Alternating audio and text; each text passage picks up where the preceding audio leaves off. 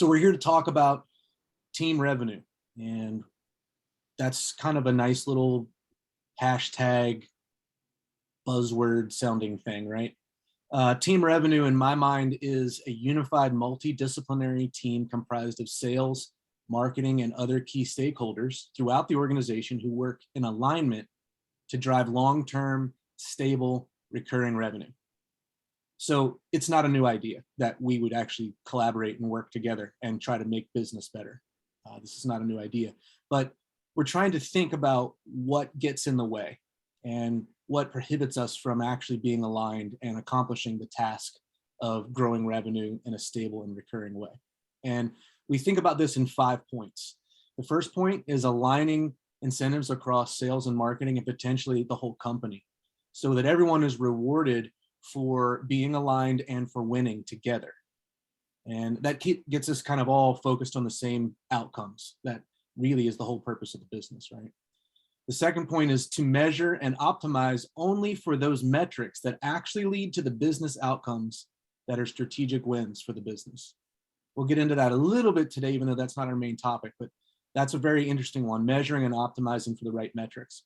And then point 3 is building a demand engine, a community of future buyers and customers that you're providing value to without strings attached before they're even ready to buy.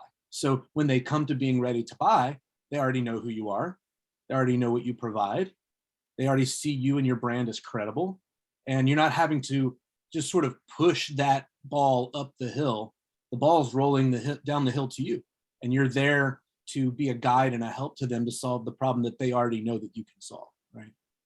And then point 4, and this is what we'll spend our time on today, is building a buyer-centric revenue strategy. So, in order to do this, you're gonna have to listen to customers. You're gonna have to actually really listen to how they think, how they buy, what their problems are. And you really have to do this together as sales and marketing and the other stakeholders that come into play, because you have to collaboratively interpret the customer and what they're saying to you.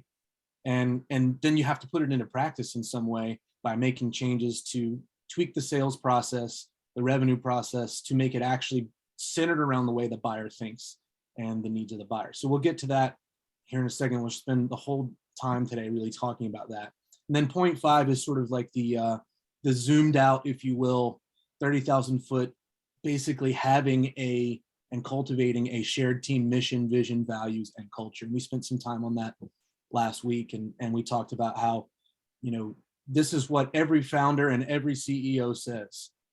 We have a shared mission and, this and that, but in reality, it doesn't function that way often, right? And so often that is a struggle, especially if you're a little farther down the food chain from the C-suite, and you actually want to see decisions being made by the leaders in the business that are consistent with the stated values and the stated vision and mission of the company. But I want us to focus today on this buyer-centric revenue process idea. And, there are a lot of ways that you can figure out whether you're currently using a buyer-centric mentality when you talk about sales and marketing specifically. And one of the key ways is to look at what you're actually measuring to determine success.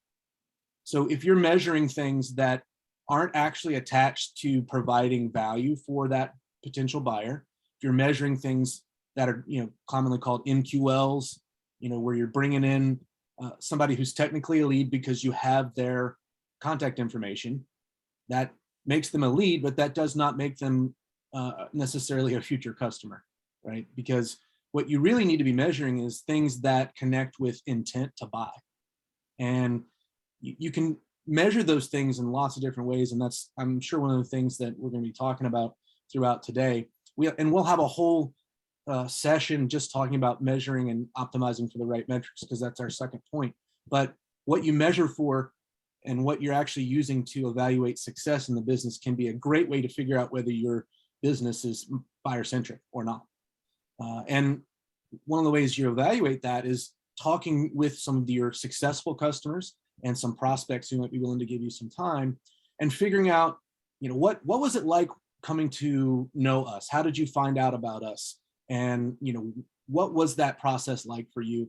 What were we able to communicate to you that we can do for you? You know, what is the value that you saw in us? You ask a customer that question, it's actually a little bit scary, because what if they come back and they tell you something that you do for them that you don't do?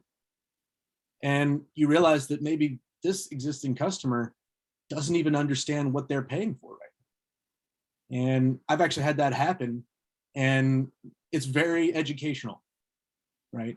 And hopefully you're, able through your customer success and other initiatives within the company to have existing relationships with customers that aren't just centered around a grievance, something that they don't like or they're unhappy about, but you just have regular ongoing conversation with your customers so that there's a relationship there, so that you can have two-way mutual conversation that's constructive, so that everybody can win. So, we're talking about metrics, we're talking about getting in front of customers, and really this is something that is always ongoing, because as society is changing, the internet is changing, the way people buy is changing, the way people think is changing. And so it's not like we're going to set up as a company, all right, so we've got our 5-point buyer-centric process and it's forever and ever, amen, we're done. We constantly need to be evaluating and learning and listening to our customers and being willing to revisit this. And I think that's something that has to be built into the mentality and the culture of any company. And if you're in an agency scenario where you're serving multiple companies, you get a fresh start at helping a company, and you're going to jump in and you're going to be asking these questions and helping them ask these questions of themselves. But it's always got to be a process. It's got to be a part of the culture to be evaluating whether or not we're actually customer centric. So that's just a little bit of my thoughts about this topic. I want to go ahead and introduce our main guest today, Candace Edlin. We're really glad to have you with us. We came to know each other because I actually reached out for some help from you, and we began a conversation. And I really resonate with your philosophy and your approach and your way of thinking about customer-centric business. And so I wanted to bring you on and give you the opportunity to share your thoughts about this topic, and we can kind of take it from there. Thanks for having me. I've been excited to join this. And I'm just curious, out of the group, a show of hands, who's in sales versus marketing? Who's in sales? Who's in marketing? Okay. All right. So I'm going to come at this from a little bit of a different perspective today, because I'm in both. I've run a marketing consultancy company for the last 15 years. And before that, I ran all of the commercial aspects of a couple of software startups.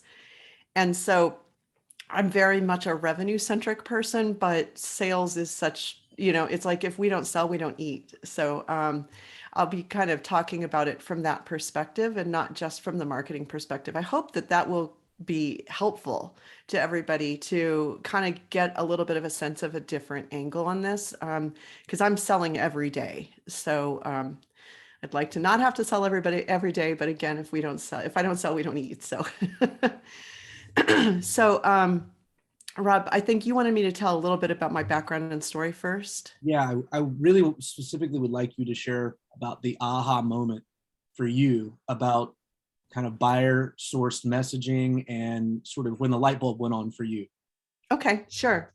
So in 2000, I co-founded a company that we creatively named IBSN, stupid name.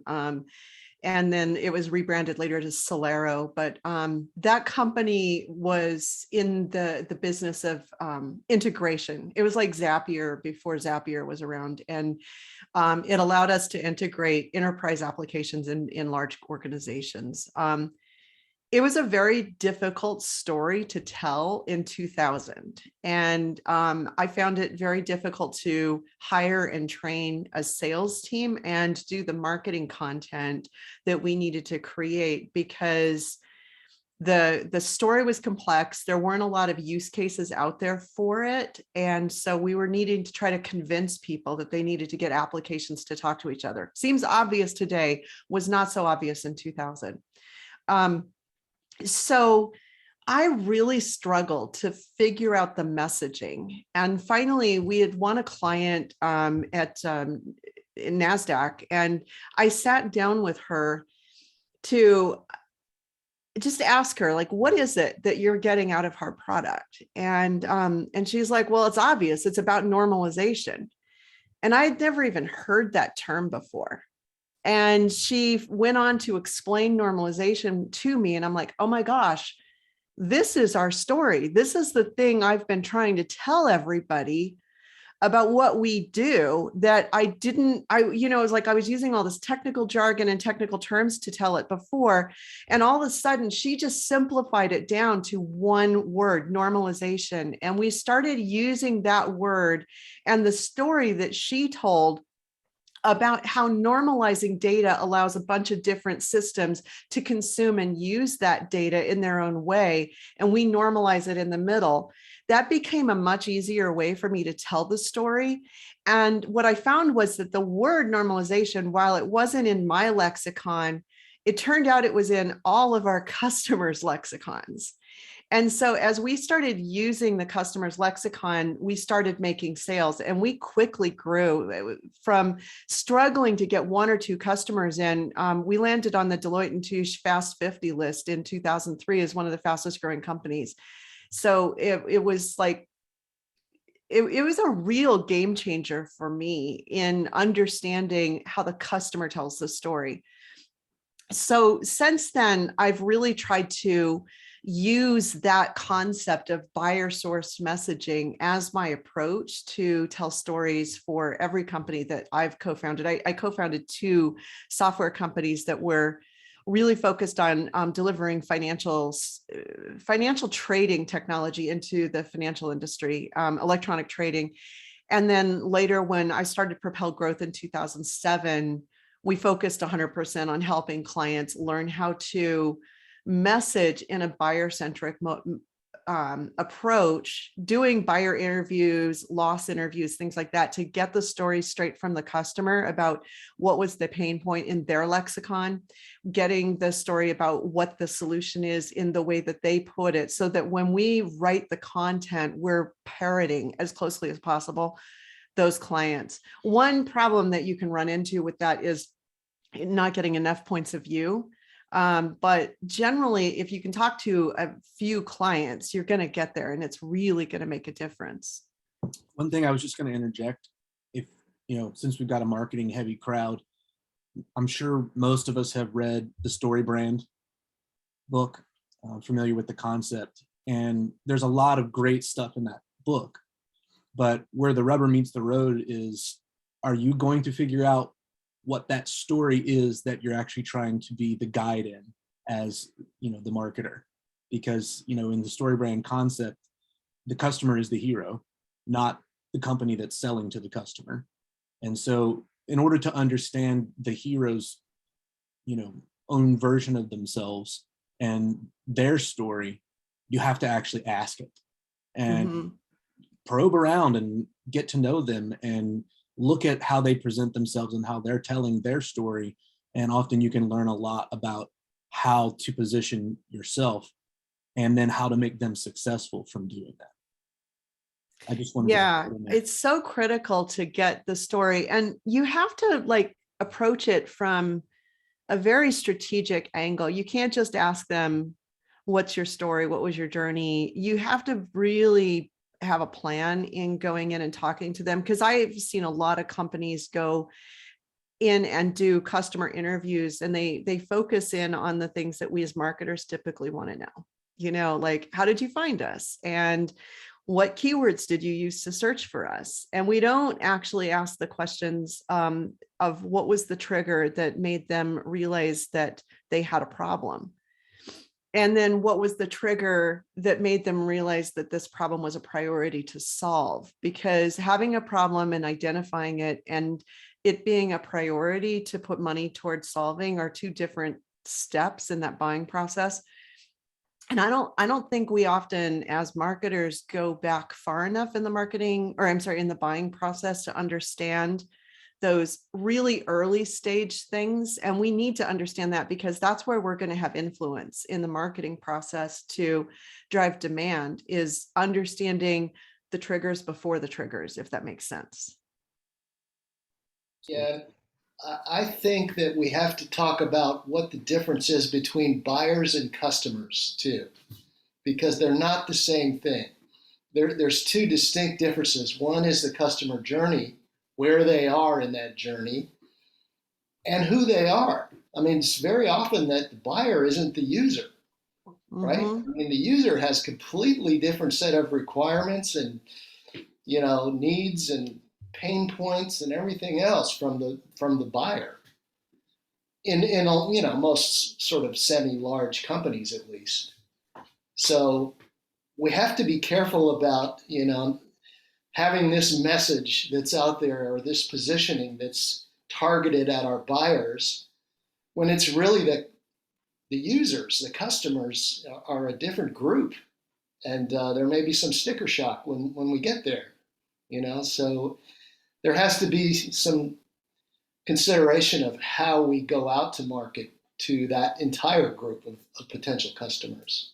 And I think, John, just kind of following on that, you also have to figure out, sales has a tendency to just talk at the decision-making level. And what I find is that if I talk below that decision-making level at those users and the people that are the influencers, sometimes I'll find the pain points that will drive up enough Mm-hmm. to create that priority. And sometimes the people up here in the decision-making level aren't even that aware of the pain points that the users are experiencing. But the salespeople need to have, like, I've got this thing on my desk, they need to kind of have a questioning model that walks them through how to get to those pain points. And we as marketers can provide tools like this and prompters like this for them, and education into what to expect, but only if we're also kind of having those conversations ourselves and digging in both at the user level and at the buyer level, because both of them are going to be key to making a sale happen. Yeah, and you got to talk to both groups, right? I mean, Yeah. you can't just talk to the decision makers, and because their pain points are probably, hey, we're not getting enough revenue, and the users are like, this CRM sucks. Yeah. It's a completely different set of requirements and needs. And the CRM might not suck to the sales leaders, because Oh they're yeah, looking it's at it like, for hey, reporting. provide me with a report. What do you mean it sucks? Yeah, I get everything I need. Good stuff. Yeah. So we kind of see, I think, the amount of nuance that's required here.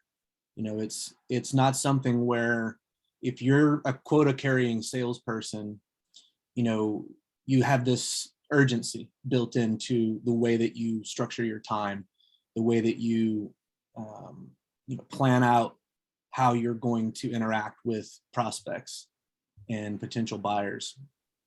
And in sales culture, there's this whole conversation about velocity. And from the marketing angle, we're talking about what part of the funnel is this lead in, or did we bring the lead in at? And for the salesperson, they're just looking at the end of the month, and they're saying, okay, I need to close this many deals or I'm in trouble. And there's, unfortunately, often a strained sort of internal voice for the quota carrying salesperson, right? And they know that the urgency going up in their tone and them becoming more intense, if you will, is not good for the customer relationship, and ultimately doesn't close sales in most cases.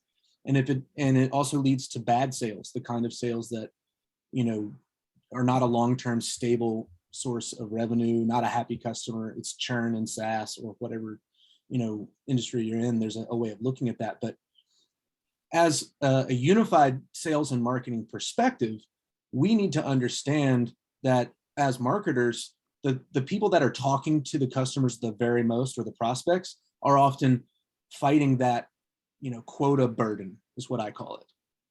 And half of their pay is hanging in the balance. Mhm. They might not get paid enough to Well, pay and their- so is their job. and their very employment. That's right. Yeah, their whole livelihood and their ability to feed their family is hanging in the balance Absolutely. in many And cases. it's critical for us to understand that as marketers, but even more so, I think if we're trying to have a unified team revenue, then we have to think about the way each other are approaching these sorts of things, and understand that the feedback that we might be getting from the sales team is potentially colored by that particular struggle or other struggles or perspectives or lenses that they bring into the customer interaction. Just like as marketers, we have a lens that we bring into the interaction. And you mentioned some of that, Candace, earlier. Let's talk about that pressure for a second, because I think it's really helpful for us to have a little insight into that. And I'm sure you guys all know this already, but one of the challenges that we as salespeople encounter is that the pipeline's not deep enough. And so I got to get these deals in at the end of the quarter, and I don't have enough deals in my pipe. And often, that predictable pipeline responsibility lies, yes, on the rep for not having enough deals that he or she is working, but also, we need to be feeding the top of the funnel, but we need to be feeding the top of the funnel with deals that are going to come through. And I find that having a predictable process for making sure that leads are falling through and that the salesperson has enough business on the books, right? For that they can work. I'm not making a lot of sense here. The pressure is off when there's a large pipeline. When I need to close one deal this quarter or two deals this quarter, and I've got 10 that are getting pretty close to being ready to sell, then I don't feel nearly the level of pressure that I feel if I only have two deals in the pipeline and I have to close both of them, or at least one of them. So one of the things that I'm constantly looking at with my clients is, do we have enough pipeline at those later stages that pressure won't be there? There's a whole conversation going on LinkedIn last week about the pressure that a salesperson feels when he or she doesn't have enough in the pipe, and how that translates to the buyer's experience. And when we chase a buyer trying to get that close, what does the buyer do?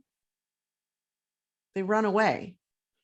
Yeah, exactly. It's like, wait, okay, there's something wrong here. They get really uncomfortable because the salesperson's uncomfortable and nervous. And so they're going to do any kind of tactic to delay. They're going to check out competitors. And it's really, really, really easy to lose a deal when you get so nervous. And the solution to that is a big, full, fat pipeline. I would add one thing there. And I think when I think about what a buyer-centric revenue process is, this is the main thing that I think about. We talk about the funnel, but what about the dark funnel? What about the people that are growing in their understanding and intent, but they're not on our radar at all as a lead? Yeah. And I think the job of high quality marketing is to build that funnel. And so we're sitting here as AEs, and we're getting in touch with potential customers that really they're way down the funnel. Yeah. That we don't have to start at square one and try to accelerate intent, try to educate them about who we are and what we do. They've been doing their own, research.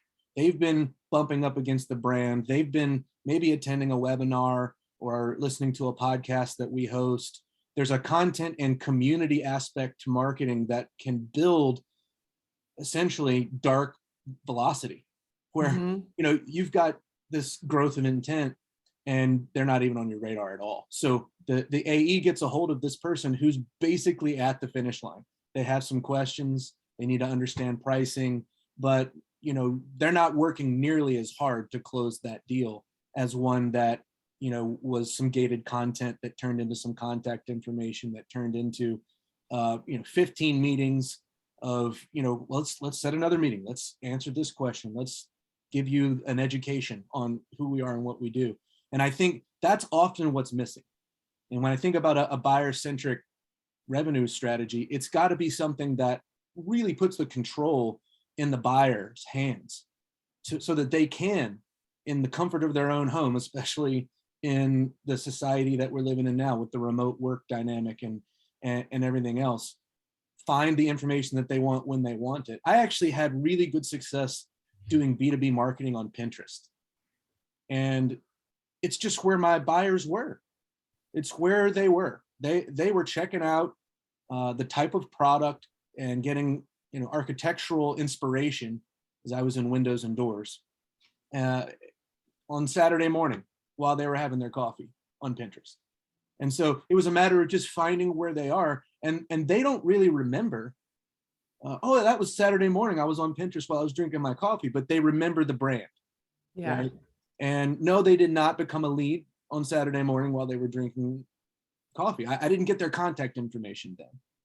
But what I did do is start to get them comfortable with us and see us as a solution to a gap in their product offering, right? So, Mikhail, I'd love for you to share what it is that you have on your mind. Hello, everyone. I just wanted to circle back to the large pipeline idea. I just wanted also to add that I actually have experience in sales. I've been running our sales team for the last 15 months as a sales manager. I also do go into like customers to do sales sometimes, occasionally, a couple times a year. So from business perspective, when you have a large pipeline, there is it would prompt to grow the number of salespeople. You know, if you have large pipeline, that people would have this urge. We need more salespeople. It's just irresistible often. So I just wondered that it's no matter how you play around the pipeline, that the core issue for me is the existence of quotas. You know, even if you have to deal that one deal, it's still you know, if you have by the end of month, end of quarter, even if it's just one, yeah, the fact that you need to do it by the end of certain period of time can ruin that just one deal. So Absolutely. I think it creates artificial. One deal, 10 deals, same result. I totally agree with you. And it's related to what Adam shared in the chat as well. You know, evaluating the performance of revenue team members is often something that is done on an artificial sort of vanity basis in a lot of ways. And I would say that's even true for salespeople. Yeah, ultimately they're going to be judged by what they close, but in some companies, the culture is they want to see a certain number of touches with you know, prospects in a certain period of time. How many touches did you have today is a question that sales managers will ask. And sometimes they just observe through the CRM and are looking for, you know, how many touches did you notate in the CRM? And they're being driven by these things that we understand how they got there. We understand why the sales leader thinks that that leads to closed sales, but those things don't necessarily lead to closed sales. Well, and that goes back to the point that you were making about the importance of KPIs. That's not a buyer-centric KPI. Right. It's a seller-centric KPI. And I mean, we may not, the team on this call may not have control over what KPIs we're using to report, but we do have control over the KPIs we use in our own work to manage what we're doing, you know.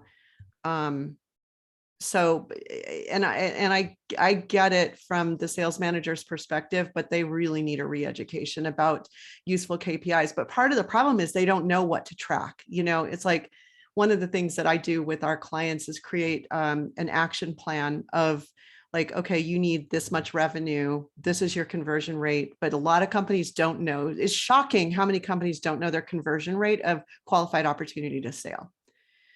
But if I can get them to that, and then they don't know their conversion rate of initial meeting with a prospect to qualified opportunity.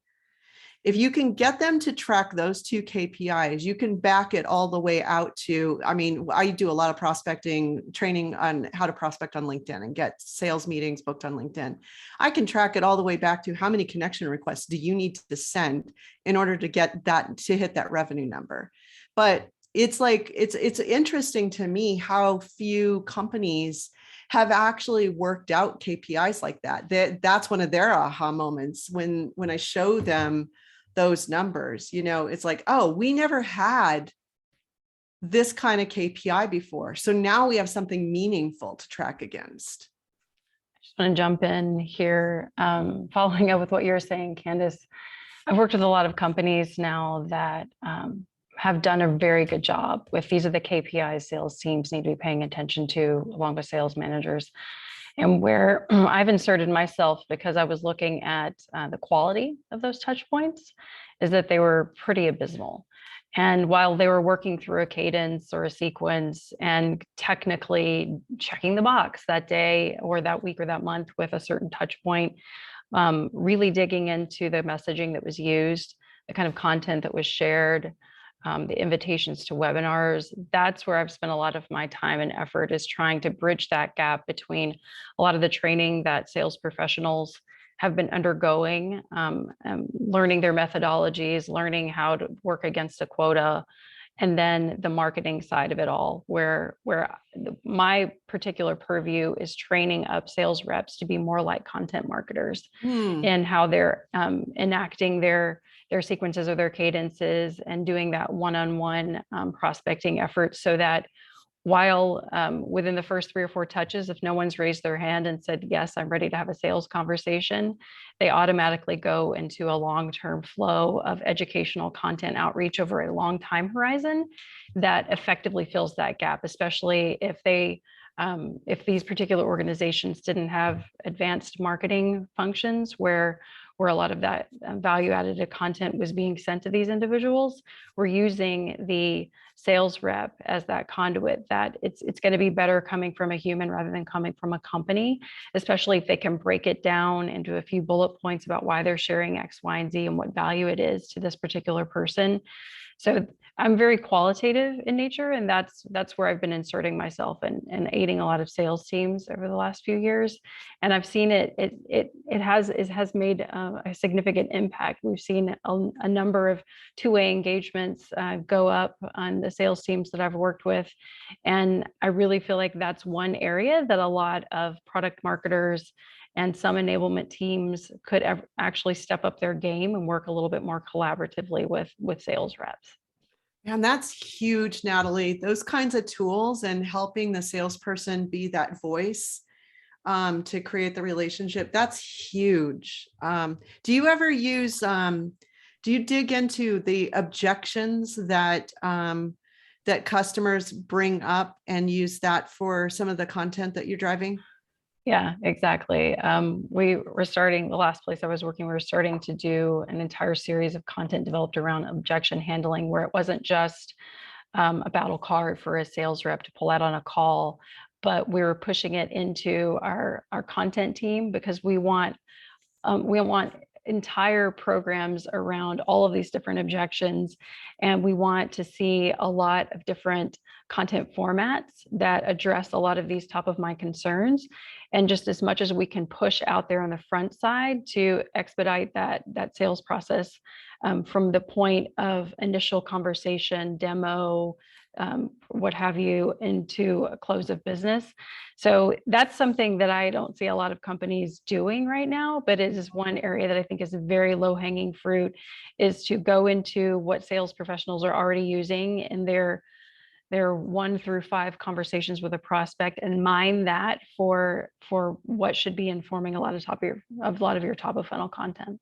Is as a salesperson, it's super helpful to have that stuff because like I like to try to address those objections before they come up instead of Mhm. after. And I also recognize that the person I'm talking to, or even if I'm talking to a group of people, they're usually having to handle objections internally that I'm not hearing. And so like, if I can educate them ahead of time, like if you're my buyer, it's like, hey, Natalie, I'm really excited to get to work with you guys. You might run into this objection of it's too time consuming to do this process. It's one I get all the time. It's like, we don't have time for this.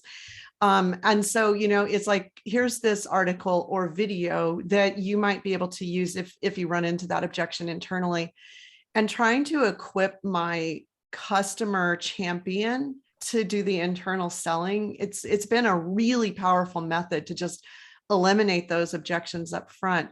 The one problem I've run into with it though, is when I'm working as a marketer, helping sales teams to create content, is that they're not actually hearing all of the objections that their champion customer is hearing.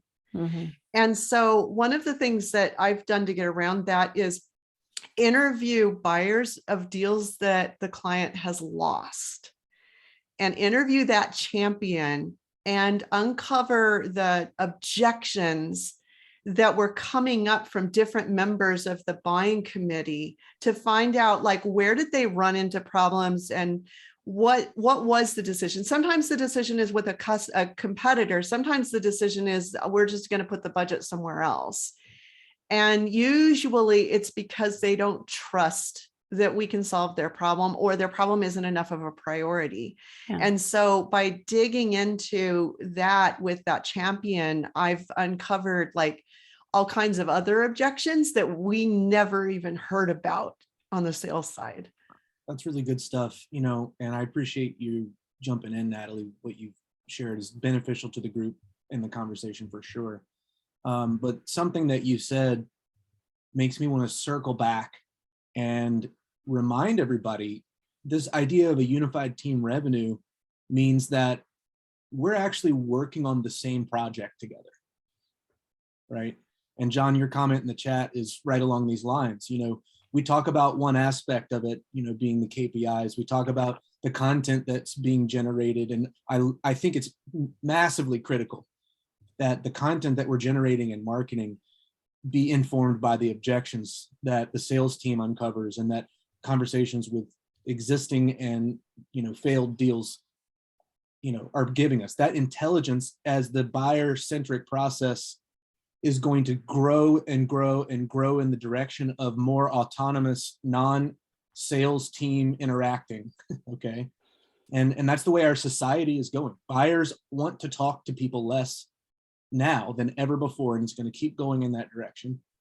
And so being able to solve the internal dilemma at your, you know, prospect company about this objection by having the content already be available, and your champion being able to send a link to that other, you know, buyer committee member, and just be able to kind of answer that, hey, well, they've actually made a video that answers this question, or they have all this content that shows that they're already thinking like us and understand us. And it adds credibility, massive credibility, to have already thought through what those objections are likely to be. It shows that you know your customer. It shows that you care enough about making them successful to gear your business around what will make them successful, right? And so all of this increases the dark funnel aspect that I think is going to be something that we want to find some way to measure, but we can't really measure until they pop into the actual funnel and become a very educated, low funnel, high intent lead. And then we go, oh, we've been interacting with you and we didn't know it for, you know, however long. And, you know, I had a situation where I had, you know, a B2B sale that basically closed itself because somebody had been paying attention to the little nuggets that I was doing on Instagram, just talking about some of the unique aspects of the product and the way that we gear ourselves towards our distribution partners and the way that we do business. And then I got a call that they had actually closed a sale for one of our products without actually becoming a dealer for us. So basically they were in a sales meeting with one of their customers, and we were the only company that provided the product that they needed to sell their customer. So they basically closed that deal without even having an agreement with us that they could sell the product that they just sold to their customer, right? And it was because they were so well educated about us and our product from Instagram stuff, you know, and I had no idea who they were. Just literally called the main phone number one day and said, I just sold your product. Can I be a deal? And so this stuff really works. And to scale that is going to require us to separate ourselves from the vanity metrics, separate ourselves from the competition that we have internally, separate ourselves from scaling up bad tactics and strategies, right? And so there's so many, and you know, this is kind of controversial. There's so many industries, and I would say some parts of the SaaS world are this way, where there are already too many salespeople. And the solution to the revenue problem in the minds of these leaders is hire more salespeople, have them do more prospecting. But what you're just saying is we're going to go hassle more people who aren't ready to buy. And that's not a unified team revenue concept. That is old school, beat them over the head, drag them home and eat them for dinner. And that's going to become less effective every quarter from now until the end of time, because people don't like to be hassled. They never did. But everybody used to, in B2B, kind of accept that you're going to get the cold calls, you're going to get the direct messages on LinkedIn. And Candace actually has a concept that I think is spot on, pitch slapping. I was going to bring that up. I would love for you to just define pitch slapping for us, because I think it speaks right to the core of what's wrong with a lot of the sales motions and the disconnect that's happening between sales and marketing and, you know, people who live with the customer. So just give us a good definition of pitch slapping, Candace. Well, and I'm actually going to start by disagreeing with you. Okay. That customers don't want to talk to us. They don't want to be pitch slapped. They're sick to death of being pitch slapped. So pitch slapping is calling up and, Rob, I've got this really great LinkedIn product that I'm going to sell you. I'm going to teach you how to generate all your leads on LinkedIn. Just buy my stuff now. You know, I didn't take any time to figure out whether you even have a need. I didn't figure out, what your situation is, what your challenges are. I know nothing about you, but I'm going to come in and I'm going to pitch my product to you. And that's what a lot of marketing organizations are doing and a lot of sellers are doing, you know, whether it's emails that we're all receiving constantly every day with some sort of pitch that they didn't even look at your profile. Like I got one today saying, you know, you as a chamber leader should buy my stuff. And I'm like, first of all, what kind of chamber? Chamber music? Chamber of Commerce, room, chambermaid. I have no idea what you're talking about because I'm not a chamber leader. So you got me wrong in your targeting in the first place. And you sent a mass email out without any effort to try to understand who I am. I got another email today from, I'm sure it was a cold sales pitch, but it wasn't a pitch. He just asked me, hey, Candace, how's COVID affected the marketing in your business this year? You know, has it had an impact? I actually replied to him. I rarely do that, but he just asked a question. It was a cold email. He asked a question. I answered it. You know, the pitch slap about the chamber, I just unsubscribed. I'm sure that you guys are getting this all the time. And then on LinkedIn, it's really bad. People are sending connection requests and then DMs with their pitch in it. And while we're used to getting pitch slapped on email, it pisses us off generally to get pitch slapped on LinkedIn.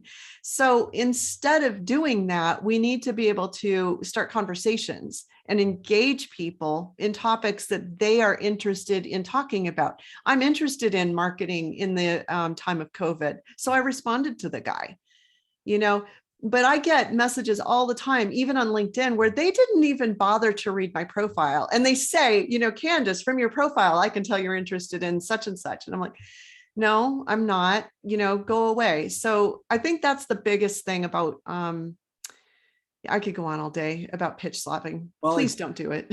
It's amazing because actually the way I met Natalie today was she was commenting on a post of a mutual connection and basically telling a story just like the one you did. And the post was very much about how this part of the market works. And then Natalie, your Yeah. comment just resonated with me so much. I sent a connection request and invited you to join us today. Yeah. So that's kind of how we got here, but very interesting. I spent about a year and a half studying behavior of sales professionals abusing the LinkedIn direct messaging feature. And I was pushing a lot of that wisdom into the company that I was working for at the time, to the sales team that I was supporting. Do this, not this. And so what happened today was I had received the 10th cold DM from an individual who had me in some kind of sequence leveraging that channel for 6 months. And I have never engaged, and it was the same words, just slightly reworded each time. And the point that I'd like to make here that I think a lot of people are missing when they're working through LinkedIn and using that direct messaging feature is that is sacred space, right? Yes. Where we have gone in LinkedIn these days, we're putting a lot of our thoughts, opinions, we're even reaching into into our personal lives and sharing that on LinkedIn. If you can't allocate time to look at your prospect and see if they're engaging in comment or in content, and see if they have anything beyond where they went to college and where they currently work, find something contextually relevant to the environment and open up a potential conversation through the direct messaging feature that way, then you have no business leveraging that channel whatsoever. And you're actually doing a huge disservice to your brand by potentially ruining it in the eyes of a prospect that may at some point in the future find what you do relevant and useful for them.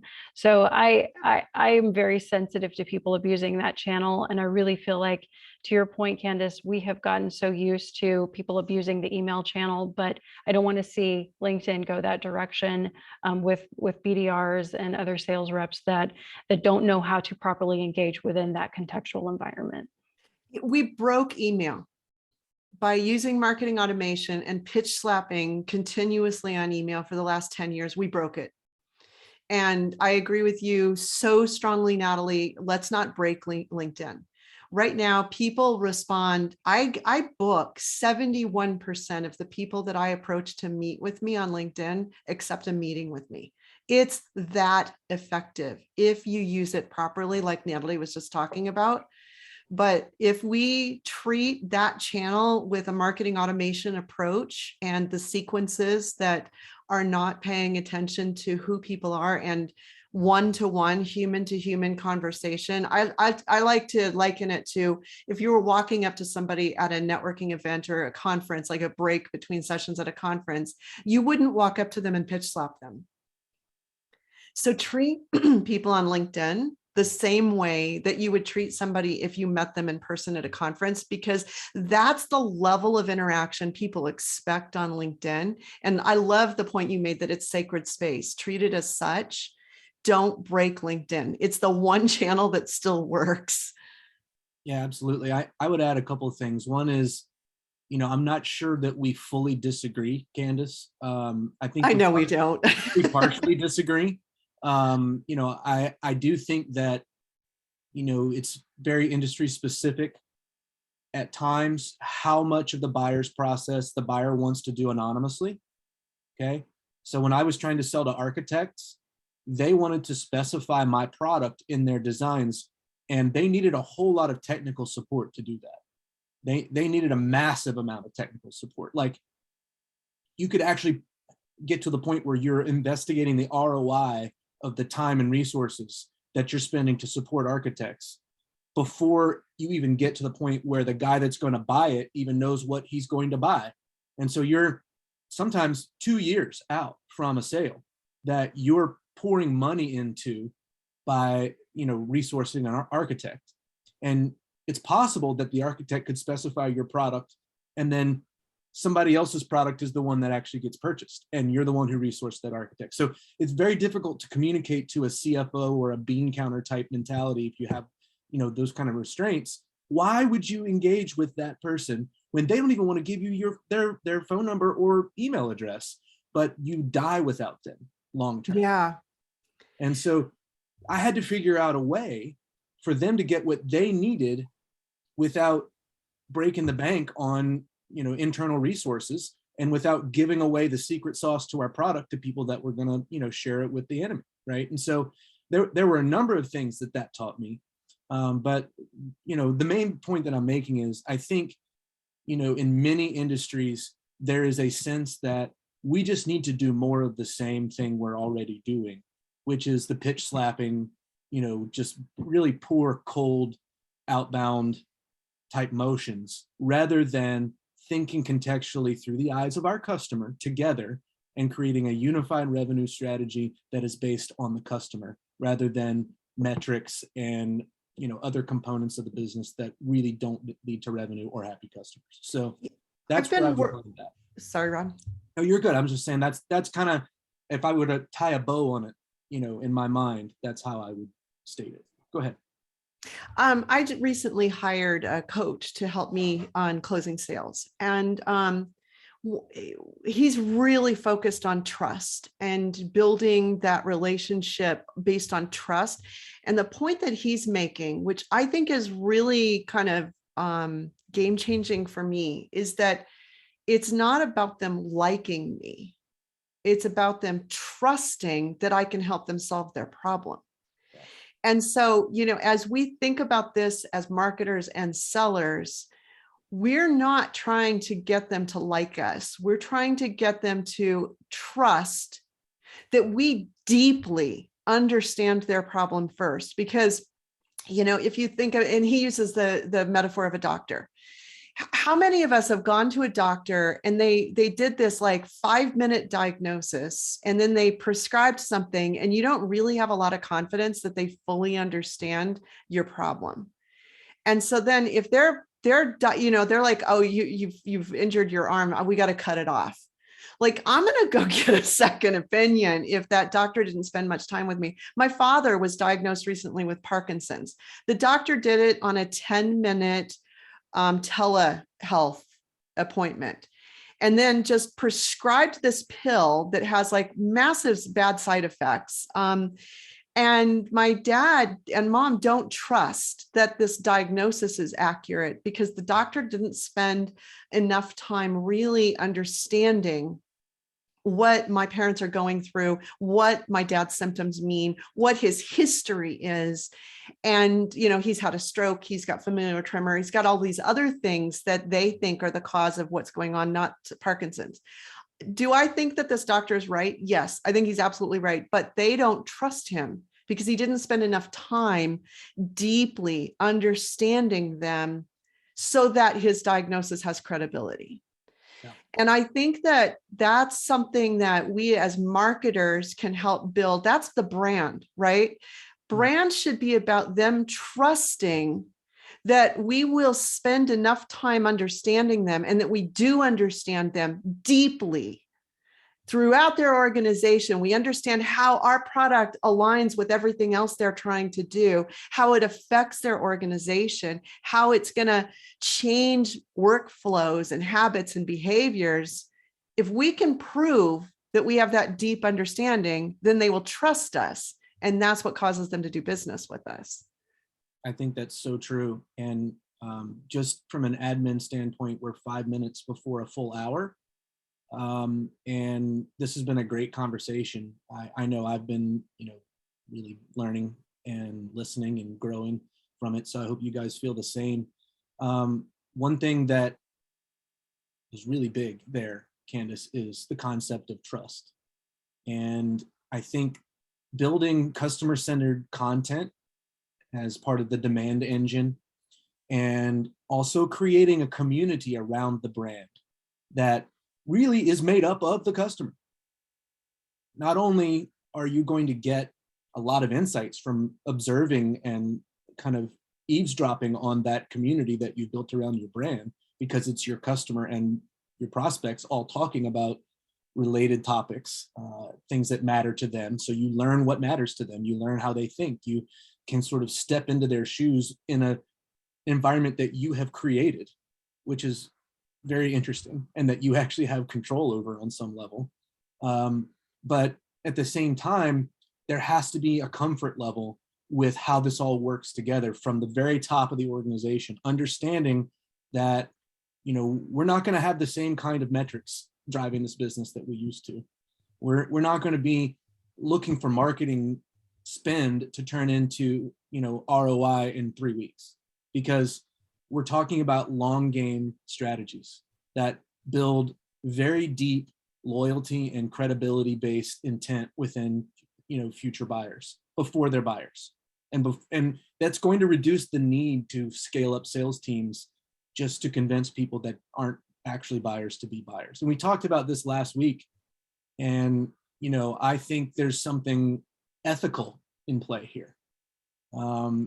Whether marketing and sales leaders think about ethics is a question that I want to figure out how to ask well, and on a large scale, because I don't think it's ethical to convince somebody who shouldn't buy the product to buy the product.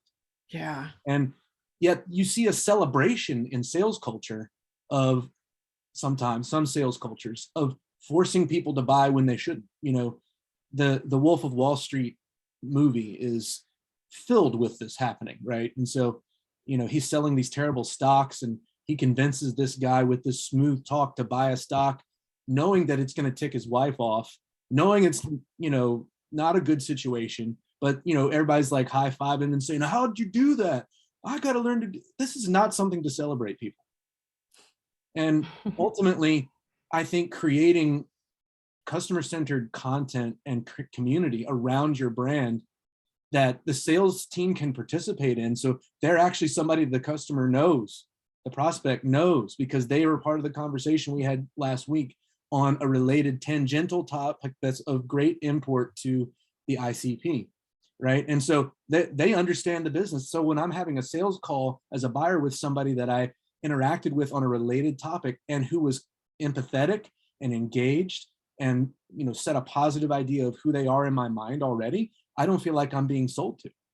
I feel like I'm having a conversation with somebody that I trust. And I think the way that happens with a unified sort of customer-centric buying and selling strategy that incorporates all of these dynamics that we've been talking about.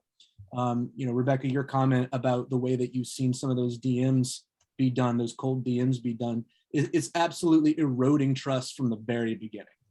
You know, it smells wrong. You know, you just feel like this whole kind of something's just not okay with this, and I don't want anything to do with it. And Absolutely. so it's like, why would we scale that? It's frustrating to be excited by somebody having a shared connection to read it and realize they actually don't know the first thing about this person, and they simply use their name to get your attention. So yeah. So I know folks have got to bail when you got to bail. Bye, John. This was great. You know, I think Michaela has something he'd like to share for anybody who can hang on. But if anybody's got to run, go ahead and do it. Go ahead, Michaela. But one thought, you know, following up on what we were just talking about was a good way to help people understand this is, you know, putting money in the bank, right? All of this incredible content and everything that you do for your community is putting money in the bank, and it takes a lot of money to take a big withdrawal out to ask somebody to get on a meeting for you. You know, if you make $200,000 a year, how many years you got to save up to buy a villa in France, right? And asking for that sale is that villa in France. But if a person comes up to you and says, here's the villa, right? That doesn't cost any money. And, you know, that's kind of the mindset I look for and help people understand that, especially as a marketer going into it and say, hey, I'm putting money in the bank for you. Don't go, you know, over withdraw because it's not ready yet, right? It's a good analogy. I just wanted to leave a final thought about the notion of time. And I think a lot of times as sales professionals and marketers, we discredit just how much a buyer will guard their time. And a lot of times we are just trying to get to that discovery conversation so that we can truly understand their pain points on a deep level and have more meaningful communication with them while we're trying to move them along to a close. And this is why I believe that both from a content marketing perspective and enabling your sales reps that are doing that one-to-one prospecting, everybody has to approach it from the perspective of, get them enough information about why it is that they should give you that time to go into the deeper conversations. And this is the place where I see a lot of companies tripping all over themselves, is that the outbound prospecting and the content marketing is just missing the mark on being able to show that buyer why we are worth you giving us 20 minutes of your time. Really, really good stuff. Yes, I just also wanted to add one more aspect to this. I think we all agree that those aggressive, unethical tactics should go away. But the aspect that is problematic that I see is that existing businesses have these, goals set by investors often, and it's an existing business, and investors, you don't have a lot of chances explain them all that, but you have those numbers, right, for the next quarter or year, and it's like a never-ending cycle. So how do educating salespeople is one thing, but most of the time salespeople understand this, or maybe not often, but they're trapped. They're trapped that businesses set these goals. So one aspect is actually educating salespeople and marketers, but another aspect, how do you actually transition business to this new model? I'm really glad you asked this question, because I actually have a note on this to mention this towards the end of our time today. Last week we had a COO founder on the show, but I expect we'll probably not have very many C-suite folks in this conversation. And ultimately, I'd like to change that. I'd like to bring COOs, CEOs, CROs, all the C-suite folks to an understanding of why the unified team revenue concept really will impact their business for the better. In the meantime, what are we to do? All of us down at the bottom of the food chain, trying to figure out how to turn the Titanic when you're not even the rudder, right? So I think what you can do is a lot like what Natalie was saying. As a salesperson, you can encourage the salespeople to become really good at content marketing and using the channels and the ways to connect that they have with prospects to communicate things in a safe and non-brutal, non-pitch slapping, if you will, kind of way, right? And to give that salesperson some new tools that really are kind of marketing tools, but they take that aspect out of it. And then the other thing that I would say is, let's sit down together and have conversations between sales and marketing. Maybe it's on the lunch hour. Maybe it's, not in Slack that the whole company's observing. Maybe it's just a water cooler chat about, hey, how can we work together to be more unified, even on a small scale, even just with these, accounts that I'm trying to, prospect. Maybe you could do a little bit of content marketing that's, engaging in some of the things that they're interested in. And maybe you have to go a little bit around the supervisor. Maybe you have to go a little bit around the manager, but you're doing it in a small enough scale that your other activities that they're currently still measuring are still there, right? So I had a really interesting scenario where I was trying to convince an investor that the way that we were going to market had to change. And it absolutely did not resonate with that investor. And basically the comment was, well, we're getting sales. And I said, well, yeah, we are getting sales, but they're not the right sales. And the way that we're getting sales is going to burn through this type of prospect so quickly that you're just going to run out. And he was glazed over. I mean, it was like I might as well have been speaking another language. It meant nothing to him. Thinking outside of the box was not an option in his mind. We're going to do this the way that we've always done it. I came on board with a certain business plan as an investor, and I expect that to be what happens. So what did I do? I just did it anyway. And I was in a position where I was VP of sales and marketing. It was a pretty small company, and I was in charge of the entire sales and marketing process. But I plowed around the stump ultimately. And you get into, 3-4 quarters later, and we were 6 and 7x in revenue what we were when we had that conversation. And it was sustainable because we found the customers that would sell our product to their customer and already had all of the things built that needed to be built in order to take our product to market. And we didn't have to pay for any of that, right? They wanted to stay B2C, and I pivoted us to B2B. And I did it kind of behind their back. And I'm not saying you should disobey the leaders in your company. What I'm saying is, if you don't have the autonomy to change the philosophy, maybe you need to find a different company.